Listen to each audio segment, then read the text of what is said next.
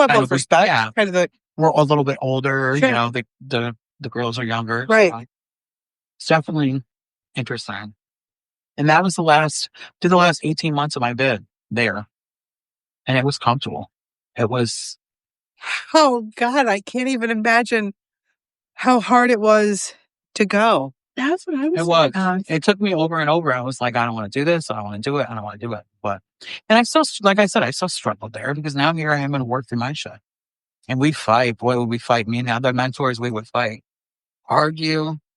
But you know, now, like I said, now that I'm home, I understand it a little differently. That place humbled the shit out of me. It humbled me. It made me appreciate things differently.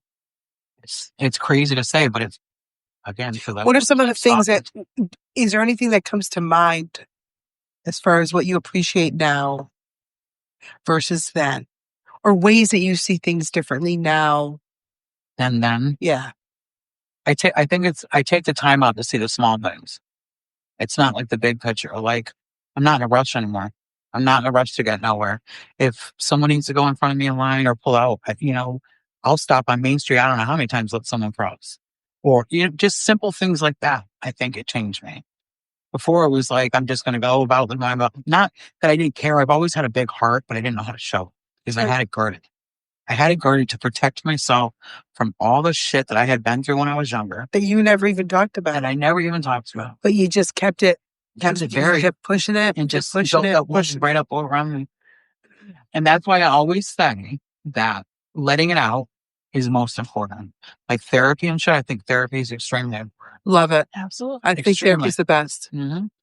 Get it You out. have to get out because if not, it's going to come up. 100%. You know, here, some of those things happened, you know, I was young, and then here I am in my 40s bringing them up because it still haunts you. Yeah. Because you never got rid of it. Absolutely. I remember there was one officer there that triggered something in me. I could still to this day, I can't figure out what it was. He wasn't in the unit all the time. Sometimes when he'd be around, I'm like, there's something. Could have been his cologne. Could have been anything, but it was triggering me. To that time. Yeah. Yeah. Yeah. And I'm more aware too. Like I've always been aware of everything, but I feel like I'm more aware of things too. Like people's feelings are. This morning, not that I'm going to bring this up, but this guy walked in the gas station. He's like, "Oh, I got his $5." Like just joking around. I said, "Throw another." I don't need to be recognized for doing nice things, but there's simple things. It's okay to do simple things now. It's okay to show people that I do have a heart. Right. And I remember Caterano saying to me, he's like, people are going to hurt you. He's like, you're going to give your love. You're going to give your understanding. You're going to give yourself to people. And some people are going to hurt you. You can't protect yourself forever, but you'll never know unless you let them in. And that's God's honest truth. I've been hurt since I've come home. I've had a couple little relationships. Been hurt. I don't hold any animosity. It is what it is. We're just on two different pages, you know? Right. And forgiveness, though, the forgiveness of myself and forgiveness of others is the hardest, for sure. For sure. I can't believe I made it through this with no tears yet. Well, I'm glad that you were comfortable enough in sharing with us. I feel like there's like so much more, but there's like, it's like the day in the life of God. I mean, this is some like, wow, this is so. That's a lot. Yeah. I do want to ask something. What was that? Okay, I'm going to have a question. No, you go first. I love how Kate plays this. I do want to ask something. So, the day you got out. Oh. The day. Yeah. That's not good. Yes. So what did that look like? Like, let's go back. Yeah. How about the 24 hours? Yes. Actually, 24 hours. Let's go in front of the parole board. Okay. Yes. Okay. Let's start in front of the parole board. Yeah, we're in front of the parole board. Well, right before this, COVID hit the prison system. COVID hit. So that shut down our visits. That shut down a lot of things. Like, so we were not going to. You're going to see the parole board in the visiting room through via video. The parole board used to come into our unit and we put on things for them and like talk to them because this unit was a big thing. Like it was big. If you guys look it up, you can see it online, all this stuff. Well, but before, can you just remind the listeners the name? So it's the Worth unit. The Worth unit. Yeah, WORTH. I cannot pronounce one of the words, so I'm not going to even say what it stands for. I bet you Kate would know. Yeah. Okay. Yes. The Worth unit in Niantic, Connecticut. Yep. Okay. And that stemmed off of the men's unit. True unit. Yep. That was created based off of something in Germany. Correct. Yep. Okay. Parole board, sorry. No, you're good, honey. That was a good job. Yeah, thank God I'm for fully her. invested. I'm fully invested in this. Yeah, this is your shit. This is your So, wheelhouse. Yeah, I'm intrigued, man. It's a big, you go into the, and I'm nervous, you know, it's a scary thing. One of my favorite officers went with me, Mr. Blake, shout out to him. He's a great man. I love Mr. Blake. And the captain went down, you know, to kind of have a support. You can watch it. So I'm sure the family, I think my daughter watched it, the parole hearing. I get in there, you sit in a chair, there's your table in the visiting, and then there's this big screen, and there's 3 of them. And they ask you questions like, how did you change? What are you going to do when you get out? Like all kinds of questions. Out of one of the parole board, it was a female. She like literally ripped me apart. Like I'm surprised I wasn't in tears by the end of it, but I held it together. You know, just bringing up the charges, just pretty much bringing me through the ringer. They did grant the parole, which was before the 5 years even hit. So I was released early. They granted the parole. And what happens in this case is I'm going to go back to the unit. You know, they have to go to my mom's, look at her house. It's going to be it's going to be a couple weeks, you know, like there's a process to go through. I called my mother and I think I called her, it was the next day. She's like, I've already heard from them. It was like within days. And I'm like, I got a date. I'm going home. That alone, insane feeling. Like this is over. I'm going to have the chance to go home, but very overwhelmed. Bittersweet. Yeah, because everything has changed. So much has changed. Your whole life is there. Your whole life has been there. And there's nothing. I'm coming back to my family, but everything I knew when I left is no longer. And so much has changed. Yes. Yep. So much changed. I don't think anything was the same. Anything. So what happens in that they end up did not go to my mother's because of COVID. You couldn't go in people's houses. So they pretty much are releasing me on a whim. They're not going to go look at her house. But so my family, my mom's cute. She's an older lady. So you have the option. You can either be picked up there or you can be picked up at the parole board. The parole office. You have to go to the parole office when you're released. Check in there. My mom's like, oh, we'll pick her up in Hartford. Like, I would have loved to take the ride home. Instead, I had to take the van. Insane. My mom and my brother come to get me. And you don't leave in your prison, from the beautiful prison uniform. You don't leave in that. Yeah. You live in, I look like the Michelin Man. I had on gray sweats, gray sweatshirt. Again, comfort. Yeah. Oh, yeah. Yeah. White t-shirt, sneakers, and your little bag of whatever you were taking home with you. And not for nothing, you don't take home like TVs and stuff. You leave. You're not supposed to, but you leave all that stuff. Yeah. For the next person. Whatever you can leave. Can you give it to like one of your prison friends? Like be like, yeah. You're not supposed to, but in that program, like nothing was like contraband was like they knew what was in the unit. You know what I'm saying? We had so much freedom and what we could do and stuff. It didn't matter. It's crazy because I'm like I can literally picture myself getting off that van and like walking across the street to my mom and my brother. For sure. It was an amazing feeling. You're out. I was out. But wow, I've got a lot to face. But all the stuff, you never had time. You never had time to like really sit and think about it or process Polly or anything like that. So you're here, your mom's here, your brother's here. Went upstairs. They do a urine, get you set up with what you're going to do. You meet your parole officer. It definitely threw me off a little bit. I was like, wow, she's a bad bitch. She's a bad bitch. But you know what? She's doing her job. First and foremost, that's what she's trying to do. So funny story. My brother had I think it was Tahoe at the time, and it had the side rails. My mom's not a big lady, but she's a little thick. Yeah. So I'm going to sit in the front seat, right? Of course. I'm going, this is my first ride home. My mother and I both step on the side rail at the same time. Well, we broke the side rail. My brother's like, don't even worry about it. This is how you know it was like my first trip home, and he's okay with everything. But we did. We've heard it a little shotgun. First. So what do you want? You want to know where I ate the first time? Yes. Vernon Diner. Vernon Diner. Hell yeah. Yep, Vernon Diner. Yeah. Had breakfast. I tried a little bit of everything. Yeah. Y'all got something different. Yep, love Vernon Diner. I do too. Very good food. So we come back roads, obviously. Yeah. We hit the 4-way stop. Fire station, gas station, Ellington there. Yeah. Yeah. And I think that I probably cried from there all the way through town. I could not wait to see good old Stafford. Right. Okay. Because I feel like even if you go on like a little trip away, like say you're going to Vermont for the weekend, you come back. Yeah, I feel like Stafford hugs you it does. Always. when you come home. Like, you know, Always. It's true. it's great. It's a sense of comfort. The second, yep. For me, I know it's the second I come down the highway there. Yeah. 32. Yep. Second I come down there. Yep. Praise be. Back Yeah. home. Yeah. It's crazy. I love And you see like the mount, like I see mountains, but the cliffs. You know what I mean? Like you see the cliffs. I say mountains, but they're cliffs. They're little cliffs. You know, when you see They're like, beautiful in the wintertime with all the ice. Yeah, I love it. yeah. They are But beautiful. that for me, I'm like, oh, I can't. Oh, And Stafford, we've talked about this before. It's a lot like your family, right? I can talk shit about my family with other family within the family, But not. but don't you ever Yeah, talk don't shit do it. about my family. Yeah. Yeah. Do it. And same with Stafford. Yeah. Us Stafford, just like any small town, right? We can talk about each other because we're from Stafford, but don't let me go out Yeah. and hear anybody No. talking shit about Yeah. Stafford It's like, outside. yeah, you get like, I don't know, like protective mode. Right. It's true. You know what I think also about Stafford too? Like I could go years without seeing someone. Yeah. Like say it's been like 10 years since I've seen you. Yeah. And we run into each other down at Eagle Mart. It's Hey, like, how no, you doing? yeah, no time can pass.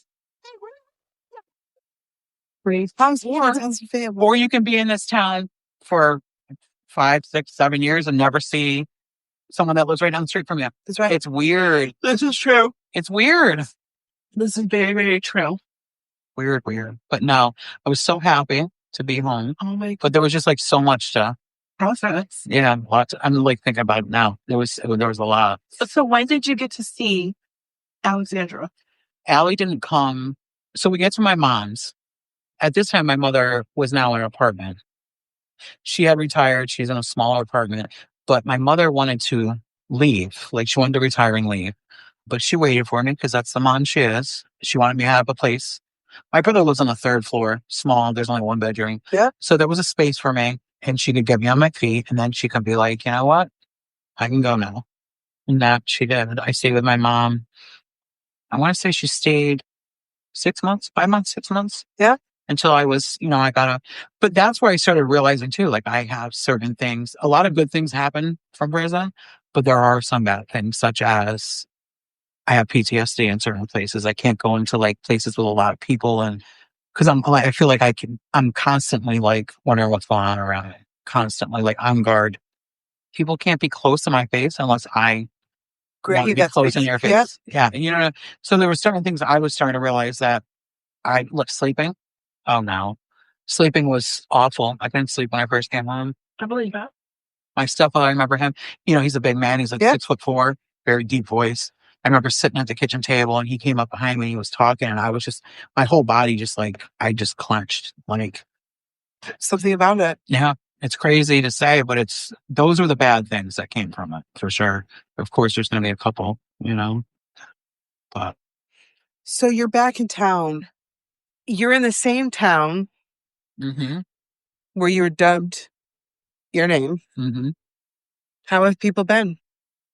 The people that love me, which are very many, have been amazing. My support I'm very thankful. I've had a lot of, friends that I've been friends with for a long time, getting together with them or just people I don't even know or even know my story. I have no problem telling my story. It's my testimony, this is harder because it's a lot, but the simple fact, I'll have a conversation with anybody, perfect stranger.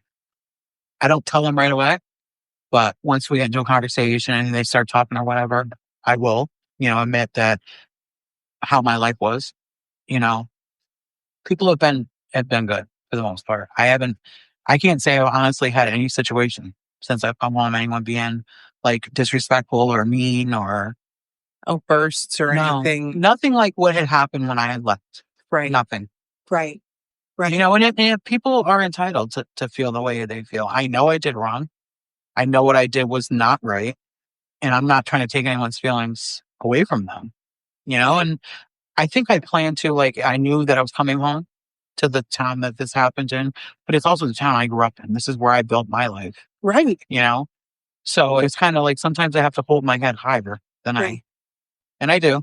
Because that's one thing I've always said is never, ever let your head drop. No matter what. No matter what. No.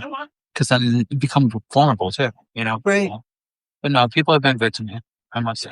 Is there anything that if you could say to them, or if you have a message or a takeaway, or if there's anything that if we could give you the floor and you could give them something or say something, what would you like to say on behalf of you? I think, like you said this in the beginning, is the second chances. One of the hardest things coming out of prison is you now have a record. It's hard to find a job.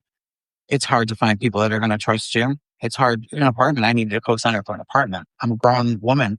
Like, I feel like there's not enough people giving second chances. I'm thankful because I've gotten those, but I think just understanding a little bit more that, we're all human. We make mistakes. So, and forgiveness for those around you, for the people that did you wrong, and for yourself. Yeah. That's what I can say mostly. What can we expect from you? What's your goals? What's in store for you?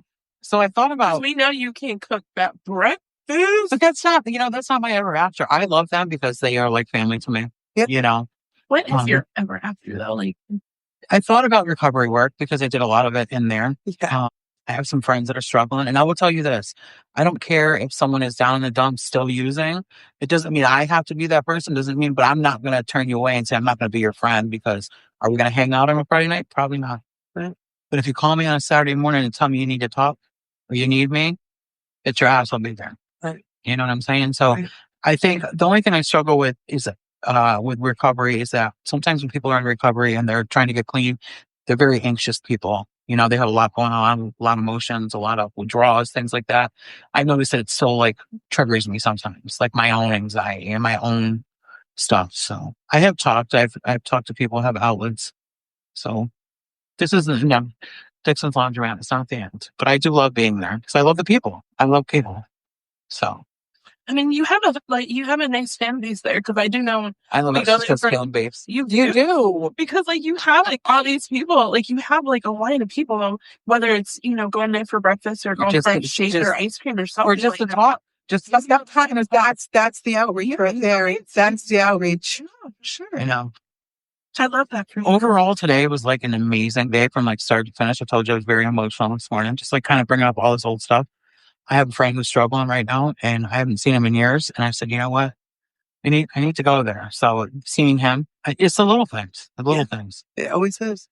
And I'm not. Listen, some days I'm like, fuck everybody. Right. And some days I'm like, I want to save the world one person at a time. Right. And that's okay. Right. That's all we can do.